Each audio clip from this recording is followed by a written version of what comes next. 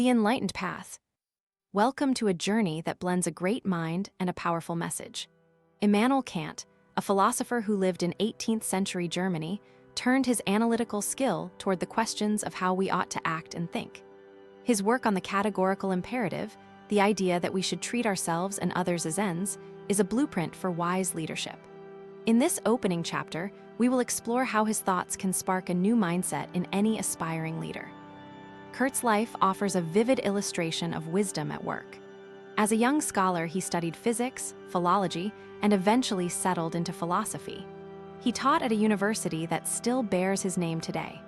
The story of his early career shows that the pursuit of truth required not only intellect but patience, humility, and a commitment to moral principles. His famous line that human beings must be treated as an end in themselves is more than a philosophical abstraction. It is a command for leaders to value the humanity of their team. Motivational insight. The essence of leadership is not power over others, but responsibility for their growth. To be wise, you must first understand the ethical weight of your choices. For personal success, internalizing this duty fosters trust and respect, which are the backbone of any organization. Concrete example, imagine you run a small startup. When a project fails, use Kant's principle to treat each employee as worthy of honest feedback rather than blame. Hold a brief meeting, acknowledge the effort, explain what went wrong, and ask each person what they learned. This approach turns a setback into a collective learning moment. Conclusion, the core takeaway from Kant's guidance is that wisdom begins with duty. Lead in a way that respects the dignity of every person. If you are enjoying this, like, share, and subscribe for more wisdom and leadership. Reflective question. In what ways do you currently regard your team's dignity in daily decisions? Principles of the wise. Now that we've set the stage, let's identify the key principles that make Kant's wisdom a compass for leadership. 3 main ideas emerge from his writings and his own practice: autonomy, universalizability, and moral courage. Autonomy is the idea that we must govern ourselves by rational laws we choose, not by external pressure. For a leader, this means resisting the temptation to follow trends or gossip and instead making choices guided by reasoned analysis and moral intent. As Kant wrote, everyone should act as if the maxims of his will should become universal laws. This rule pushes leaders to set standards that everyone else could also follow. Universalizability is the test of consistency. If you intend to do something, ask yourself if you would want the same action taken by everyone in a similar context. Will it produce fairness? Will it maintain integrity? When applied to decision-making, the universalist approach weeds out shortcuts that benefit only a few. Moral courage involves commitment to right action even when it is difficult.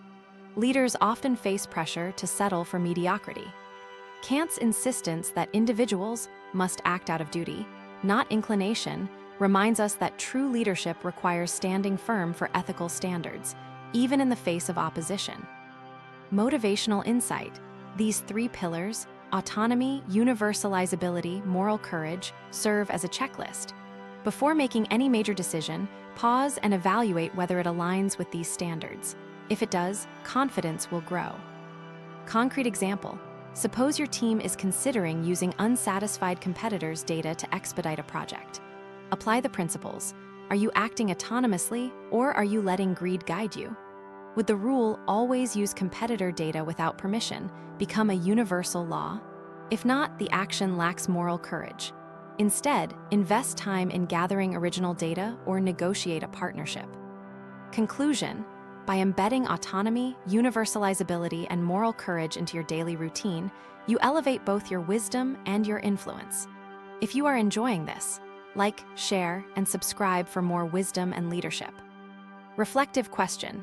Which of these 3 principles do you find most challenging to implement, and why? Kant in action. To see how a theory works in practice, let us study how Immanuel Kant lived his own philosophy. His career spanned from a humble town council clerk to a revered professor.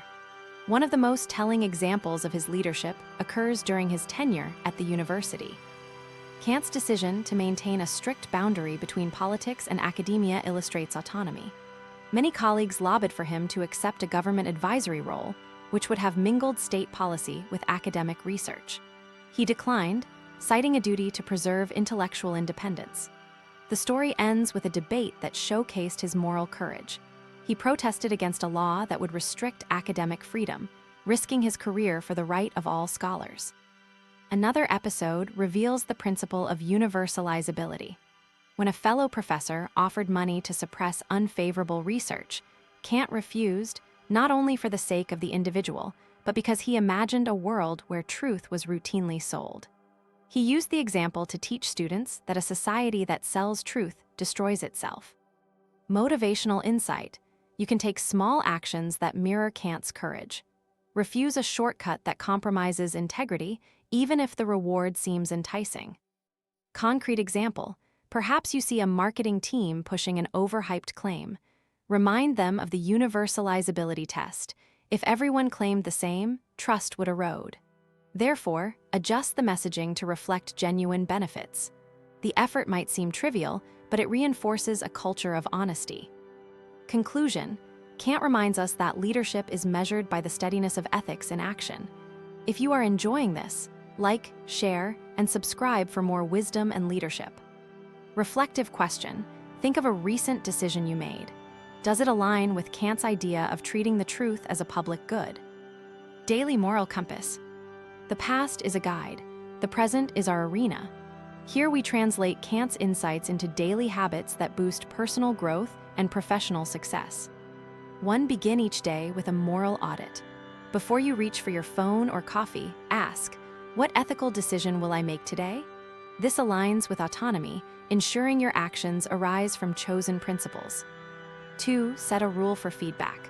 When someone challenges you, treat the exchange as a universalizable conversation. Avoid personal attacks and frame opinions as ideas that anyone could hold. This nurtures a culture of respect and learning. 3. Practice moral courage by volunteering for tasks that are essential but underappreciated, organizing a meeting, drafting a safety protocol. These quiet acts build a reputation for integrity. 4. Keep a journal of dilemmas and outcomes, reflecting after each entry whether you followed the categorical imperative. Over time, patterns emerge, and you can fine-tune your leadership style. Motivational insight: consistency is the bridge between knowledge and mastery. By applying Kant's principles nightly, you embed them into the subconscious so you react with wisdom under pressure. Concrete example: you're leading a project that runs late. Instead of blaming your team, ask yourself if asking for an extension aligns with the universal rule of deadlines. If it does, do it.